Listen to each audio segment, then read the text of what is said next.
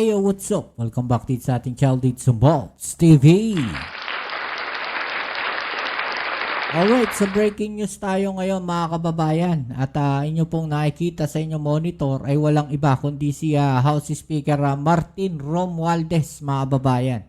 No, at mukhang merong pagbabago sa liderato ng Kongreso. Okay? So ito sabi po dito, Romualdez naglinis na raw ng opisina.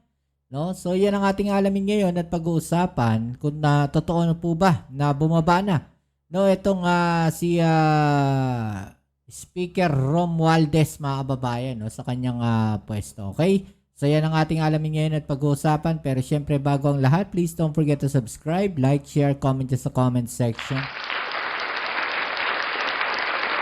At syempre, shoutouts tayo sa mga followers natin, sa mga subscribers. Maraming salamat po sa inyong suporta at sa palagi po nandiyan dyan. Maraming salamat po sa inyo. Shoutouts.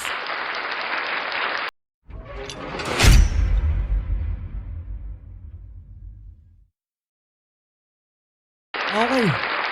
So ito po. Nako, ito mga kababayan, no? Siguradong maraming matutuwa sa kabilang kampo nito.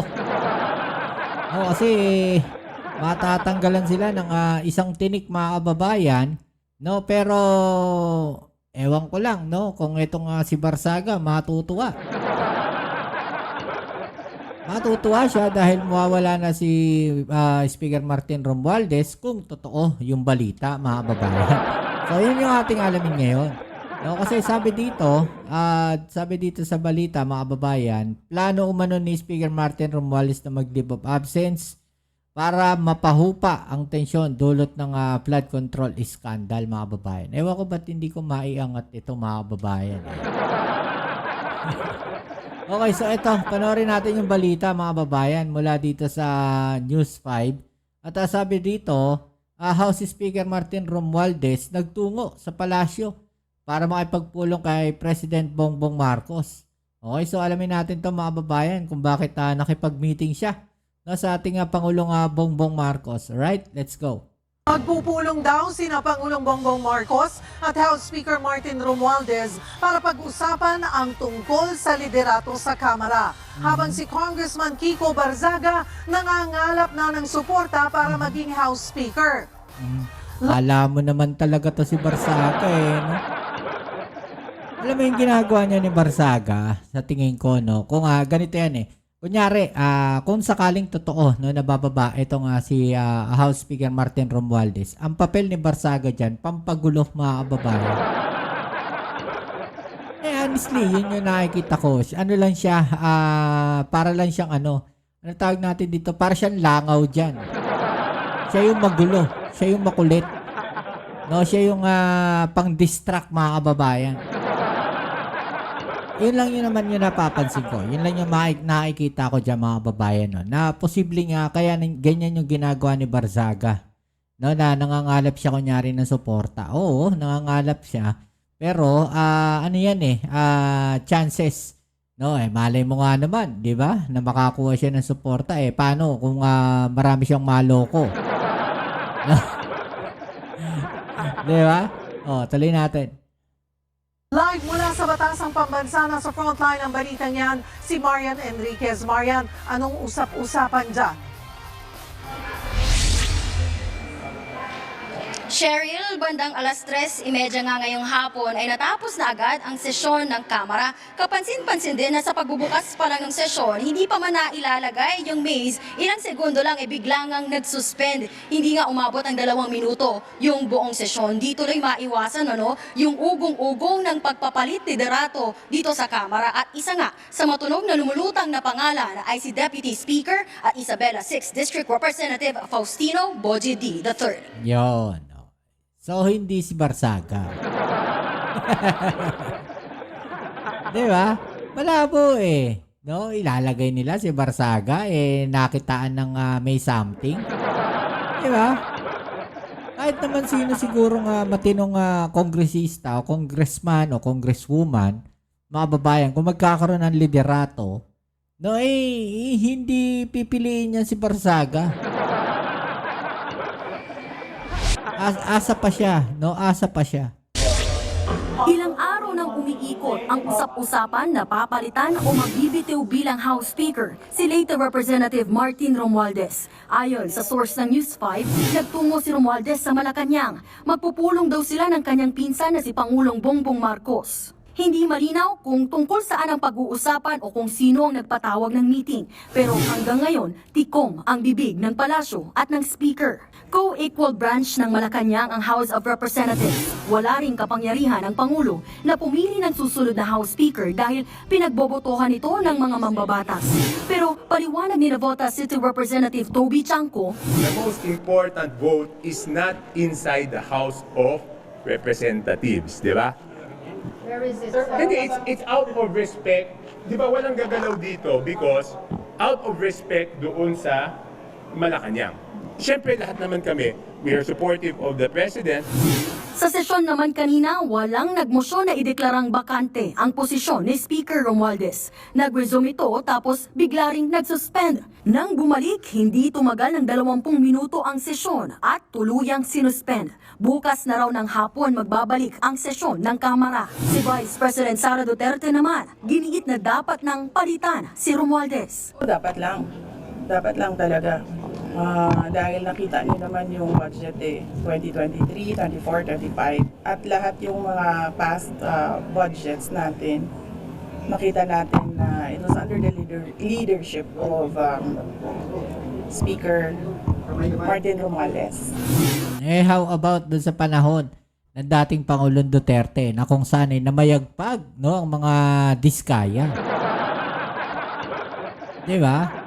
Bakit kaya hindi rin nila maipaliwanag yun?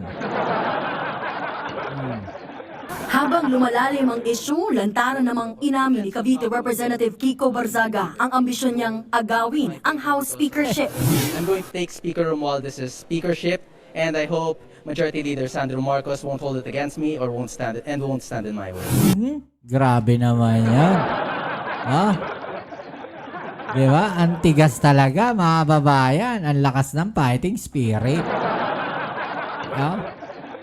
Na hindi raw lalaban sa kanya, mga kababayan. Di ba? Ulitin nga natin yung sinabi niya. Hope Majority Leader Sandro Marcos won't hold it against me or won't stand in my way.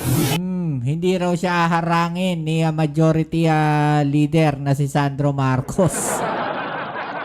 Parang sinasabi niya, walang magagawa si Sandro, takot sa akin yan eh. Talaga ba? Talaga ba?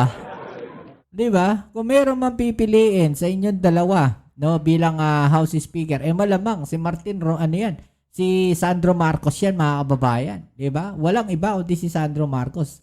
Kasi naman pumili ng kagaya mo. Meow, meow, meow, meow. Di ba? Saan ka naman nakakita na meow, meow, meow, meow? Kongresista. Tapos parang may something pa. Di ba? Ano naman kayang chance ni Barzaga sa speakership? Yun yung magandang tanong. Ano yung chance niya maging speaker? Pakinggan natin to, mga babae. We have one now, two, maybe, for lucky. Dami We have one Grabe, mga babayan. Ang lakas ng fighting spirit. We have one na or two maybe.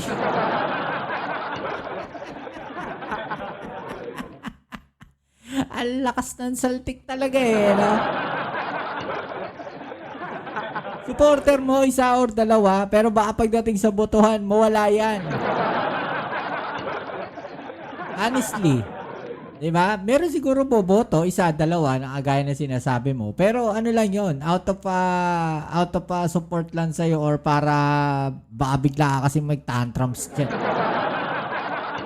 Diba? Baka biglang maglupas ito sa sahig, mga babayan, pag nalaman niyang walang bumoto sa kanya. Diba? Almost lahat sa plenary nakausap ko na mixed reaction. Wala pang Mixed pahayag reaction. si House Majority Leader Sandro Marcos. Pero sabi ng source ng News 5, 3 ang tinitingnang options ni Romualdez. Una ay manatili siya bilang House Speaker, pangalawa ay mag-leave of absence, at pangatlo ay tuluyang magbitiw sa pwesto. Matunog ding posibleng maging Speaker sina House Deputy Speaker Faustino Bojidi, na kapartido ng Pangulo sa Partido Federal ng Pilipinas, Congressman Ronnie Puno at Congressman Albert Garcia mula sa National Unity Party at si Senior Deputy Speaker at Quezon Representative J.J. Suarez ng Lakas CMD. Wala pa silang pahayag. Cheryl, ayon nga kay Congressman Toby Chanco, kung meron man daw mangyayaring paggalaw sa liderato, abangan na lang daw uli bukas ang sesyon sa Kamara. Yan muna ang latest. Bukas magkakaalaman yan mga kababayan. Kaya medyo tutok-tutok tayo dito, no? Sa mangyayari na to. Pero wag si ang tutukan natin, si Barsaga. Wala yan. Ano yan eh. Parang joker lang yan. Kumbaga sa baraha, joker yan. No, ano yan eh. Kumbaga sa panapon lang yan eh. Dito, balik sa inyo. Marian, doon sa mga tatlong pangalan na binanggit mo, ang mga nakukuha natin, may nanalo na raw or may nakakuha na raw ng bilang. So bukas ba ay aasahan natin na posible nga may bago ng House Speaker? Yan nga yung titignan pa natin, Cheryl, bukas sa pagbabalik sesyon ng Kamara. So Wednesday po, hanggang Wednesday lang yung sesyon. So malamang kung meron mang mangyayaring paggalaw, bukas po natin yan aasahan. Kasi Balik sa'yo. Wednesday na Maraming bukas. salamat, Marian. So bukas magkakaalaman to mga babayan, no? Ano naman sa palagay ninyo?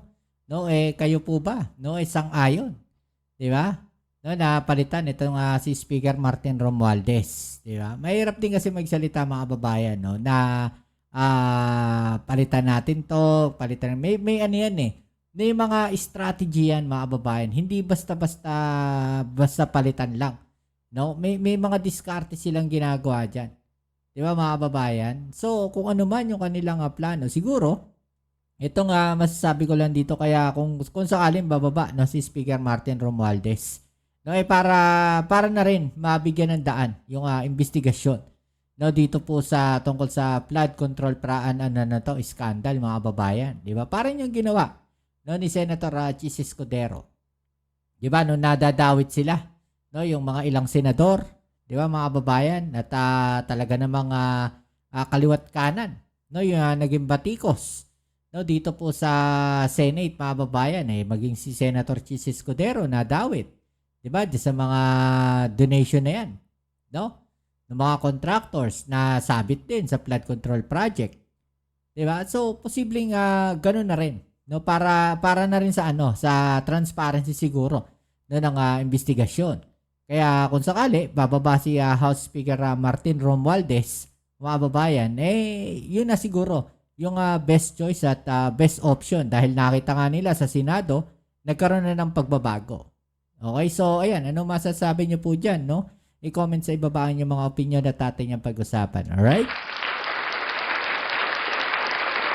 So yan muli, maraming salamat sa lahat ng mga patuloy na kasuporta dito sa ating channel. Kita-its po tayo sa ating next video upload. Dito muli ang inyong Kuya Mobs, it's Mobs TV. Peace. I'm out.